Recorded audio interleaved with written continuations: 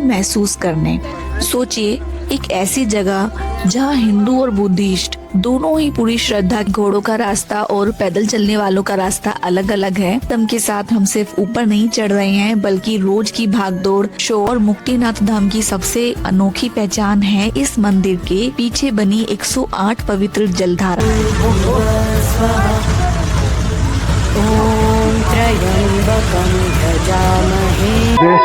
There to बात है, there to बात। गाइस यहाँ बहुत बड़ी मुसीबत हो गई गाइस। हो गया है हमारा एक साथी, हमारा एक टीममेट हो गया है। दोस्तों सोचिए, हिमालय की ऊंचाइयों में बसी एक ऐसी जगह जहां हर साल लाखों लोग सिर्फ एक एहसास के लिए हजारों किलोमीटर का सफर तय करते हैं। कोई अपनी मन्नत लेकर आता है, कोई मोक्ष की तलाश में आता है और कोई बस उस दिव्य शांति को महसूस करने। सोचिए, एक ऐसी जगह जहां हिंदू और बुद्धिस्ट दोनों ही पूरी श्रद्धा के साथ सर झुकाते हैं, जहां 108 पवित्र जलधाराओं में स्नान करना मोक्ष का प्रतीक माना जाता है और ये सब अप्रोक्स 12,000 फीट की ऊंचाई पर है। ये सिर्फ एक मंदिर नहीं, बल्कि दुनिया के सबसे ऊंचाई पर स्थित भगवान विष्णु के मंदिरों में से एक है। तो चलिए शुरू करते हैं इस अद्भुत यात्रा को, मुक्तिनाथ धाम। तो फ्रेंड्स, कागबेनी की कई सौ साल पुरानी गलियों को अलविदा कहकर अब हम निकल पड़े हैं अपनी नेपाल ट्रिप की सबसे खास मंजिल की तरफ, मुक्तिनाथ धाम। कागबेनी की रॉ हिमालयन ब्यूटी और अनटच्ड एटमॉस्फेयर ने हमें सच में बहुत सरप्राइज किया दोस्तों। और अगर आप हमारे चैनल पर नए हैं या आपसे कागबेनी की वीडियो मिस हो गई है तो आप ऊपर आई बटन पर क्लिक करके भी देख सकते हैं। तो चलिए दोस्तों, अब अपने इस अद्भुत सफर को आगे बढ़ाते हैं, चलते हैं सीधा मुक्तिनाथ धाम। ये विलेज ठीक ठाक है वाला कागबे। भीड़ भाड़ भी नहीं थी, बिल्कुल भीड़ भाड़ नहीं थी और गांव अंदर से अच्छा था। हाँ। अब जल्दी से स्नो वाले पहाड़ों पे चल। क्या हो गया? स्नो वाले पहाड़ों पे चलो, मेरे को वहाँ पे लेटना है। गया मुक्तिनाथ अलर्ट दे रहा है, हाई सिकनेस वाला। ध्यान से अब दौड़ा दौड़ी मत करना, अब सच आएंगे बात है। रास्ते में गुफाएं। इसको है ना थोड़ा थोड़ी सब रोकना है, अपन ने ध्यान नहीं दिया इस बात पे। एल्टीट्यूड तो हाई है ही सही। मोरी मोनेस्ट्री यहीं से दिख रही है। स्नो वाले पहाड़ों पे लेटना है, जल्दी से हम खेलना है, मग स्नो पर ठहरता है। स्नोबॉल मनाना है, जल्दी से जाओ। वहाँ जाना पड़ेगा वहाँ तक, उसके लिए पास में तो है। पास में। देखो नीचे भी तो दी एक रोड जा रहा है, देखो कौन सा? नीचे भी रोड जा रहा है। नीचे से ही तो आया आप? नहीं, एक उससे नीचे, एक उधर साइड। अच्छा वो वाला। हाँ, पता नहीं कहाँ। देखो शॉर्टकट आने वाला है, यहाँ पे ही है। हाँ ये इधर से है, ये था वो। ये शॉर्टकट था। यहाँ से चढ़ते आ तो जाती गाड़ी। हाँ तो और पत्थर वाले रहते हैं। ये कागबेनी का रास्ता यहाँ से भी है। नहीं, लोमान थाड़, ये भी एक जगह है, लोमान और ये है काग मुक्तिनाथ। हाइट चढ़ा रहा है तो अच्छी खासी।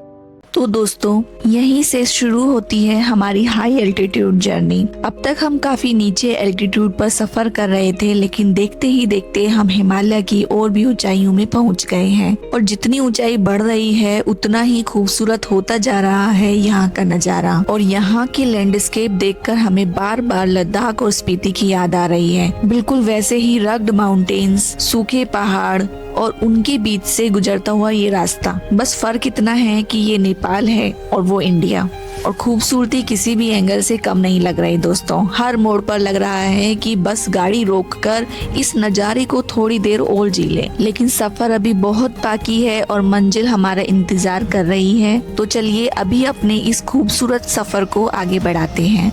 और दोस्तों, आगे जो इतनी भीड़ आप देख रहे हैं वो है यहाँ का फेमस सेल्फी पॉइंट। यहीं पर बना हुआ है एक giant man made Shaligram stone. हम इसे डिटेल में एक्सप्लोर करेंगे लेकिन रिटर्न जर्नी में। फिलहाल हमारा पूरा फोकस है अपनी मंजिल पर, तो बिना रुके चलिए सीधा चलते हैं मुक्तिनाथ धाम की तरफ।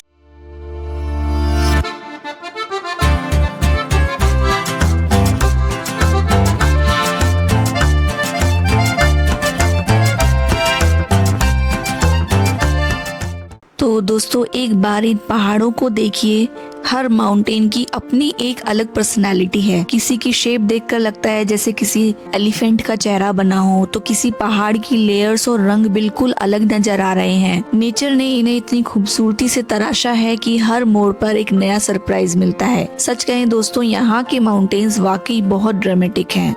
और अगर आप थोड़ा ध्यान से नीचे देखेंगे तो पहाड़ों में कई छोटी छोटी केव्स भी नजर आ रही हैं। इन्हें देखकर ऐसा लगता है जैसे किसी जमाने में यहाँ लोग रहते होंगे या फिर तपस्या और मेडिटेशन के लिए इनका इस्तेमाल करते होंगे। ये सिर्फ एक अंदाजा है, लेकिन इन्हें देखकर इतना जरूर लगता है कि ये केव्स काफी पुरानी हैं और इन पहाड़ों की कहानी को और भी मिस्टीरियस बना देती हैं।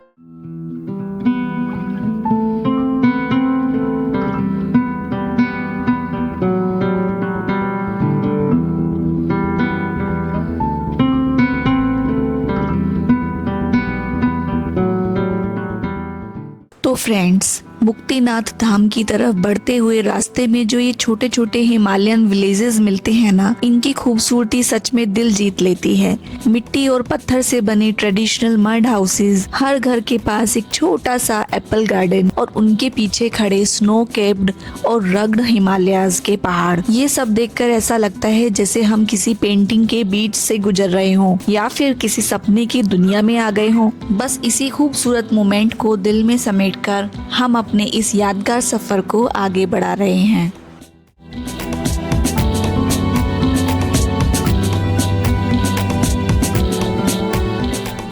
तो फ्रेंड्स, फाइनली हम पहुंच गए हैं अपनी इस नेपाल रोड ट्रिप की सबसे खास मंजिल पर, मुक्तिनाथ धाम। और वो देखिए सामने दिख रही है मुक्तिनाथ धाम की पार्किंग। तो चलिए फटाफट गाड़ी पार्क करते हैं, क्योंकि अब वक्त आ गया है वर्ल्ड के हाईएस्ट विष्णु टेम्पल को एक्सप्लोर करने का। तो चलिए चलते हैं। धूप बहुत तेज है। स्नो चाहिए, स्नो पे लेट दूंगा। स्नो हो गई मेल्ट, तो देखो ऊपर मेल्ट होके पानी बन रही है। तो दोस्तों, यहाँ इतनी सारी टूरिस्ट बसेस देखकर ही अंदाजा लग जाता है कि हर साल कितने लोग मुक्तिनाथ धाम के दर्शन के लिए आते हैं। लेकिन सफर अभी खत्म नहीं हुआ है, क्योंकि पार्किंग से टेम्पल तक हमें थोड़ी हाइकिंग और ट्रैकिंग करनी पड़ेगी। मंदिर काफी ऊंचाई पर है, तो चलिए हर कदम के साथ इस पवित्र और अद्भुत यात्रा की शुरुआत करते हैं। तो दोस्तों, जैसे ही हम पार्किंग से आगे बढ़े, रास्ते में हमें घोड़े, खच्चर और पालकियां नजर आने लगी, जो लोगों को मंदिर तक लेकर जाती हैं। पल के लिए हमारे मन में भी आया कि क्यांश को इनमें बिठा दें, लेकिन फिर लगा कि अगर हम इस सफर को पैदल तय नहीं करेंगे तो रास्ते के ये खूबसूरत नजारे और हर छोटा सा लम्हा कैसे महसूस कर पाएंगे। इसीलिए हमने फैसला किया है कि इस पूरी यात्रा का हर कदम खुद चलकर ही तय करेंगे। और दोस्तों, ये देखिए रास्ते में जगह जगह छोटी छोटी शॉप्स और स्टॉल्स लगी हुई हैं, जहां नेपाल की लोकल कल्चर और ट्रेडिशंस की एक खूबसूरत झलक देखने को मिलती है। यहाँ का सबसे बड़ा अट्रैक्शन है शालिग्राम स्टोन। ये शालिग्राम स्टोन्स काली गंडकी रिवर में मिलते हैं। शालिग्राम के बारे में हमने पिछली वीडियो में डिटेल में आपको बताया था कि हिंदू धर्म में इसे भगवान विष्णु का स्वरूप माना जाता है। इसी वजह से यहाँ आने वाले ज्यादातर लोग इन्हें यादगार और आस्था के रूप में अपने साथ लेकर जाते हैं। हालांकि ये शालिग्राम स्टोन हमें काग मोनेस्ट्री से एक मोंक ने दे दिए थे, लेकिन अगर आप लोग भी मुक्तिनाथ धाम आ रहे हैं तो यादगार के तौर पर आप ये शालिग्राम स्टोन यहाँ से परचेज कर सकते हैं। दूरी दूरी सी रहे, ठहरी ठहरी सी बहे, हवा जो ये दिल की कहे, कैसे बताऊं तुझे, रहे तू जाने कहाँ, करूं मैं कैसे बयां। क्यों घोड़े कर ले? नहीं नहीं, क्यों? आधा घंटा है और आधा घंटा हो गया। ऊंचाई पे है। मुस्तांग का दीदी, आप मुस्तांग यार, मुस्तांग का तो और तगड़ा ट्रैक है। मुस्तांग ही तो है जो मुस्तांग का हाईएस्ट पार्ट आ गया अपन। अब इसके ऊपर जो लाइन जा रही है ऊपर मुस्तांग है। हाँ। कितने रुपए? 400। तो दोस्तों, अभी मुक्तिनाथ टेम्पल तक पहुंचने के लिए अप्रोक्स 30 to 45 मिनट की ट्रैकिंग और बाकी है, लेकिन हमारा ज्ञानश अब थोड़ा थक गया है। इतनी देर से लगातार चलने के बाद उसके लिए ये ट्रैक थोड़ा मुश्किल हो रहा है, इसलिए हम लोग सोच रहे हैं कि आगे का सफर उसे घोड़े या पालकी से करवा दे ताकि वो भी आराम से इस यात्रा का हिस्सा बन सके। भाई कितना कितना 400 बैठेगा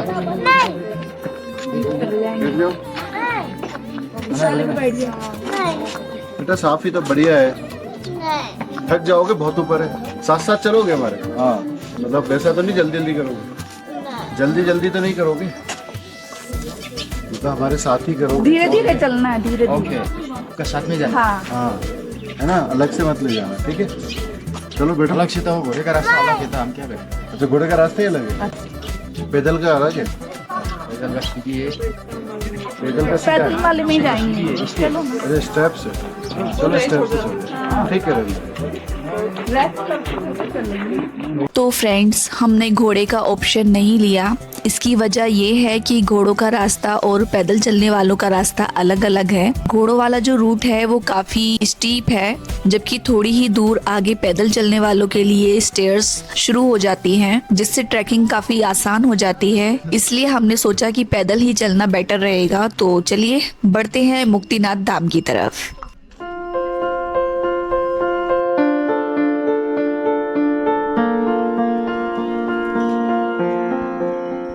तो दोस्तों, लगातार ट्रैकिंग करते करते अब क्यांश की एनर्जी थोड़ी डाउन होने लगी है, और इतनी ट्रैकिंग में बच्चों का थक जाना बिल्कुल नॉर्मल बात है। इसलिए यहाँ से उसके लिए कुछ कैंडीज या चॉकलेट्स ले लेते हैं ताकि उसकी एनर्जी थोड़ी बूस्ट हो जाए और फिर नए जोश के साथ अपनी मुक्तिनाथ यात्रा को आगे बढ़ाया जा सके। कौन सा चाहिए? क्या दीदी, क्या कैंडी? ऐसा हाथ कैंडी नहीं मिलेगा अकेला, कैंडी अकेला नहीं मिलेगा। 0% बैटरी है मेरे में। रख लो, थोड़ी थोड़ी देर में खाना खत्म, रास्ते की एनर्जी।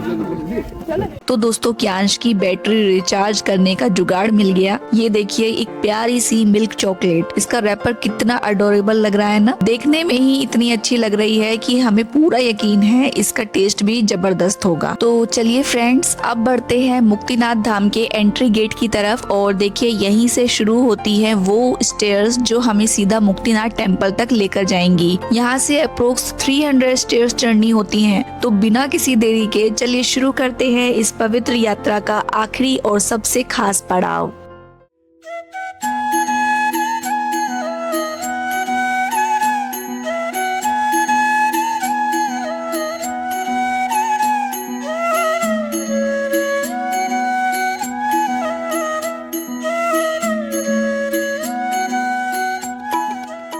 तो दोस्तों, ये वही स्टेयर्स हैं जो हमें मुक्तिनाथ धाम तक ले जाएंगी। कहते हैं मंजिल जितनी पवित्र होती है, उस तक पहुंचने का सफर भी उतना ही यादगार होता है। और सबसे खूबसूरत बात ये है दोस्तों कि इस रास्ते पर हर उम्र के लोग नजर आ रहे हैं, छोटे बच्चे, बुजुर्ग और दूर दूर से आए श्रद्धालु। हर किसी के चेहरे पर बस एक ही उम्मीद है, मुक्तिनाथ धाम के दर्शन। हर कदम के साथ हम सिर्फ ऊपर नहीं चढ़ रहे हैं, बल्कि रोज की भागदौड़, शोर और टेंशन से भी थोड़ा थोड़ा दूर होते जा रहे हैं। शायद इसलिए कहते हैं कि कुछ सफर सिर्फ मंजिल तक पहुंचने के लिए नहीं होते, बल्कि खुद को दोबारा महसूस करने के लिए भी होते हैं।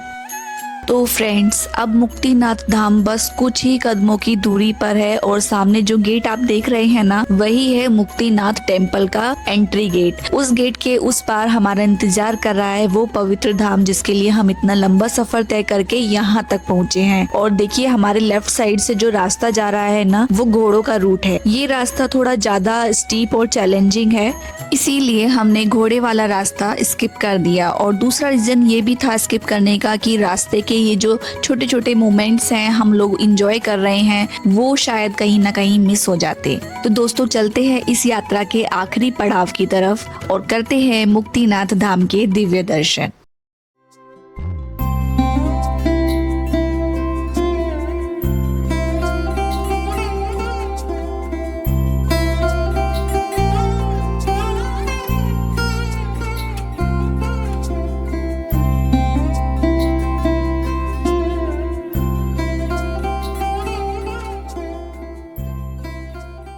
तो तो दोस्तों हम लोग आ गए हैं एंट्री गेट के बिल्कुल पास और हम लोग थोड़ा थक गए हैं तो यहाँ पर अभी रेस्ट कर रहे हैं। फिर उसके बाद आगे चलेंगे और अभी आगे थोड़ी सी ही स्टेयर्स बची हैं। फिर उसके बाद हम आपको दिखाएंगे मुक्तिनाथ टेम्पल की पहली झलक।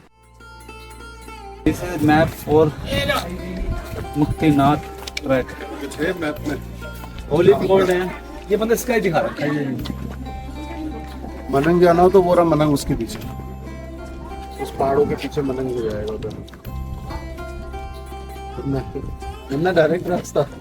तो चलिए दोस्तों अब रेस्ट हो गया है और अब एंट्री करते हैं मुक्तिनाथ धाम में और अपनी आंखों से देखते हैं इस पवित्र स्थान को, जिसके दर्शन के लिए हर साल लाखों श्रद्धालु इतनी दूर से यहाँ आते हैं।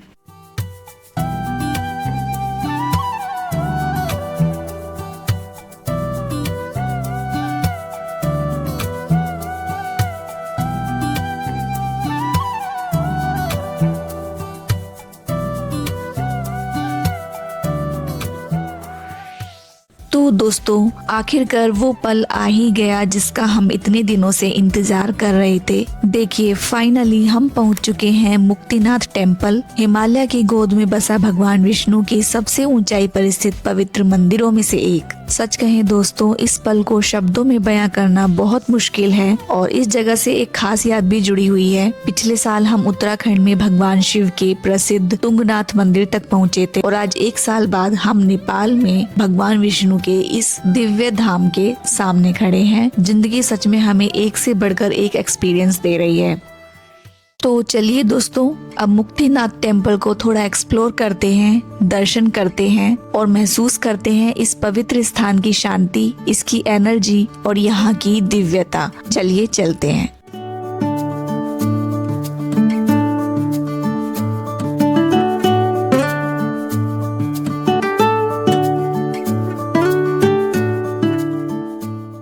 तो दोस्तों मुक्तिनाथ नाम दो शब्दों से मिलकर बना है, मुक्ति और नाथ यानी मोक्ष के स्वामी। ऐसा माना जाता है कि जो श्रद्धालु सच्चे मन से यहाँ आकर भगवान विष्णु के दर्शन करते हैं उसे जन्म मृत्यु के बंधन से मुक्ति का आशीर्वाद मिलता है। और इस टेम्पल की एक और खास बात ये है कि यहाँ सिर्फ हिंदू धर्म के नहीं बल्कि बौद्ध धर्म के अनुयायी भी यहाँ पर आते हैं। बुद्धिस्ट इस स्थान को चुमिग ग्यात्स के नाम से जानते हैं, जिसका अर्थ होता है 100 पवित्र जल स्रोतों का स्थान। और यही वजह है कि यहाँ 2 अलग अलग धार्मिक परंपराएं एक साथ नजर आती हैं। और मुक्तिनाथ धाम की सबसे अनोखी पहचान है इस मंदिर के पीछे बनी 108 पवित्र जल धाराएं। गाय के मुख के आकार में बनी इन धाराओं से हिमालय का बर्फ जैसा ठंडा पानी लगातार बहता रहता है। ऐसा माना जाता है कि इन सभी 108 धाराओं के नीचे स्नान करने से मन और आत्मा की शुद्धि होती है और मोक्ष की प्राप्ति का आशीर्वाद मिलता है। और मंदिर के पास ही 2 कुंड भी बने हुए हैं। कई श्रद्धालु पहले इन कुंडों में स्नान करते हैं और उसके बाद मुक्तिनाथ भगवान के दर्शन करते हैं। ठंड कितनी भी हो आस्था के सामने हर मुश्किल छोटी लगने लगती है। तो चलिए हम भी चलते हैं 108 धाराओं को देखने और 108 धाराओं के नीचे स्नान करके हम भी लेते हैं मोक्ष की प्राप्ति का आशीर्वाद। तो चलिए चलते हैं। जाओ जूता यही उतार जाऊं। हाँ।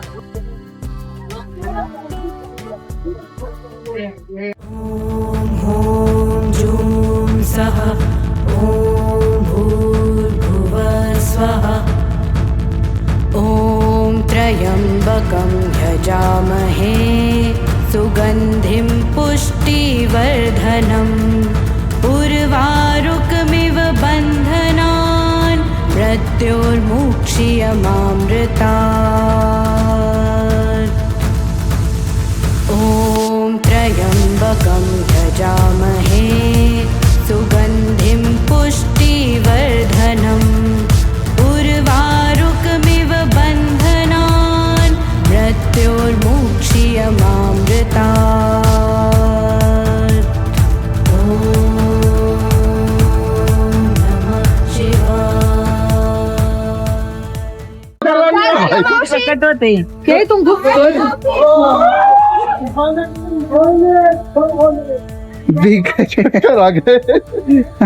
चक्कर आ गए। मजा आ गया। हाँ डेयर टू बात है ये, डेयर टू बात।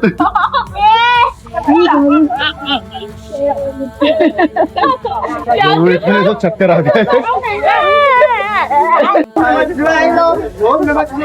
हर हर शंभू।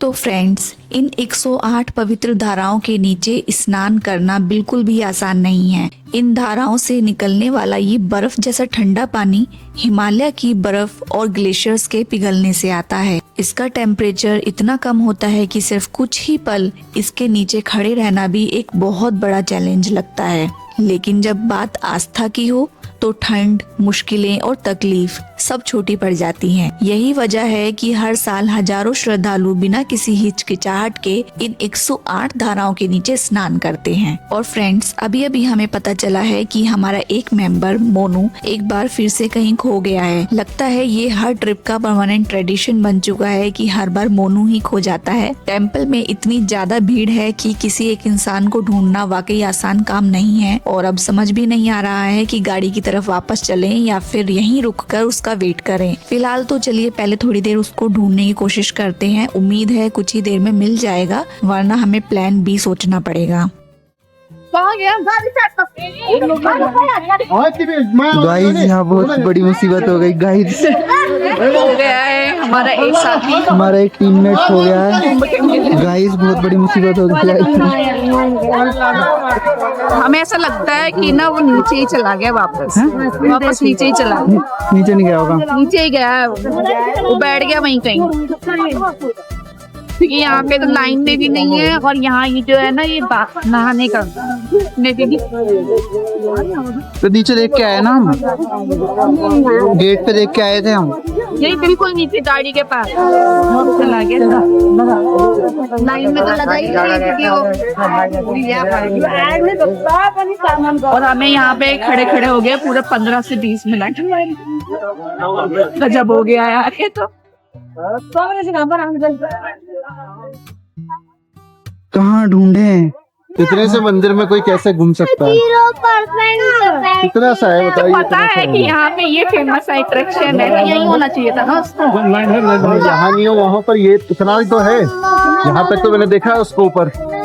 मेन गेट पे भी नहीं है। अब ज्यादा से ज्यादा घूमे तो इंसान वहाँ खड़ा हो जाए। तो चलते हैं नहीं, लेकिन थोड़ा नहीं मिलेगा फिर। मेन गेट पे देख तो लिया, तो वहीं खड़े हो जाते हैं हम। कंटेंट तेरा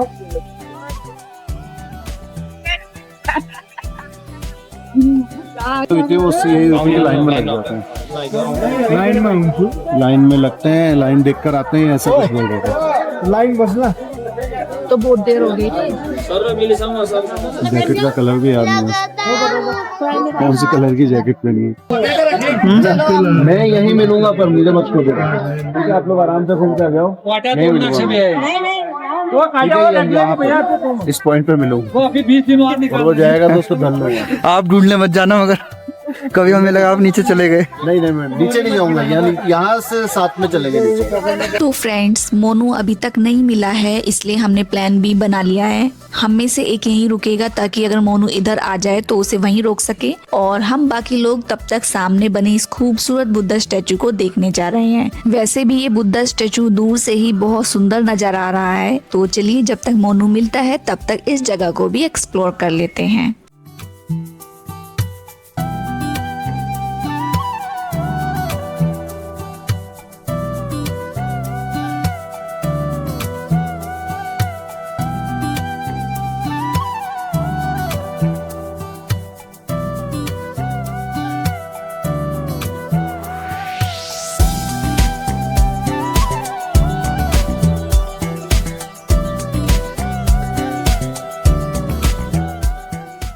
तो दोस्तों, मुक्तिनाथ धाम के दर्शन के बाद हम पहुंच गए हैं बुद्धा स्टैचू के पास, और इसी के पास है ढोला गोम्पा, जो कि एक तिब्बतन स्टाइल में बना बौद्ध मोनेस्ट्री है। और इसको ज्वालामाई टेम्पल भी बोला जाता है। ज्वालामाई टेम्पल की सबसे बड़ी खासियत ये है दोस्तों कि यहाँ पे एक अखंड ज्योति है और हैरानी की बात ये है कि ये ज्योति किसी दिए या तेल से नहीं बल्कि जमीन से निकलने वाली नेचुरल गैस की वजह से लगातार जलती रहती है। और सबसे अद्भुत बात ये है कि यहाँ एक ही जगह पर नेचर के 4 एलिमेंट्स का संगम देखने को मिलता है, पृथ्वी, जल, अग्नि और वायु। हिंदू धर्म में इस ज्योति को माँ ज्वाला के स्वरूप माना जाता है, जबकि बौद्ध धर्म के अनुयायी भी इस स्थान को उतनी ही श्रद्धा के साथ पूजते हैं। तो अभी हमारे पास टाइम थोड़ा कम है, तो अभी के लिए हम वापस चलते हैं। शायद मोनू अभी मिल गया हो और फिर उसके बाद अपनी जर्नी आगे के लिए कंटिन्यू करते हैं। हमसे बोल तो देता है, एक बार दिखाई नहीं दे रहे थे क्या हम? ऐसा कैसे हो सकता है, दिखे नहीं हम 4 जने, ऐसे दिखते ही नहीं। मैं तो पीला हूँ, पीला तो बहुत जल्दी चमकता है। मैं पिंक क्या आज का देख चटकीला भी हूँ। पीला रंग तो बहुत जल्दी चमकता है। तो फ्रेंड्स, गुड न्यूज ये है कि मोनू मिल गया है और वो पार्किंग एरिया तक पहुंच गया है। पार्किंग एरिया में किसी का वाईफाई यूज करके उसने हमें मैसेज ड्रॉप किया है कि वो सेफली पार्किंग एरिया तक पहुंच चुका है। तो अब जल्दी से पार्किंग एरिया तक चलते हैं और फिर उसके बाद अपनी जर्नी आगे तक कंटिन्यू करेंगे।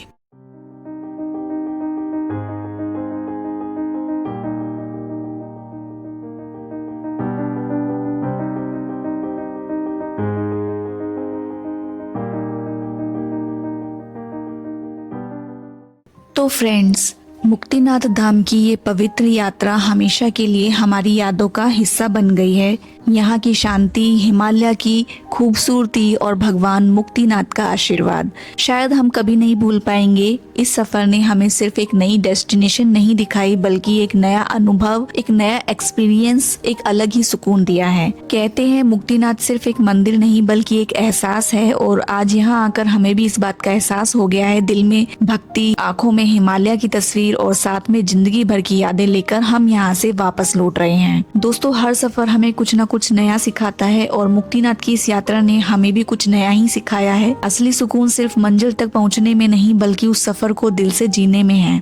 तो दोस्तों, इसी के साथ मुक्तिनाथ चैप्टर यहीं समाप्त होता है, लेकिन नेपाल की ये एडवेंचर जर्नी अभी बाकी है। तो अगर हमारी ये वीडियो आप लोगों को पसंद आई हो तो लाइक, कमेंट, शेयर जरूर कीजिएगा दोस्तों। और अगर आप हमारे चैनल पर नए हैं तो सब्सक्राइब करना भी बिल्कुल मत भूलिएगा। तब तक के लिए take care and thanks for watching.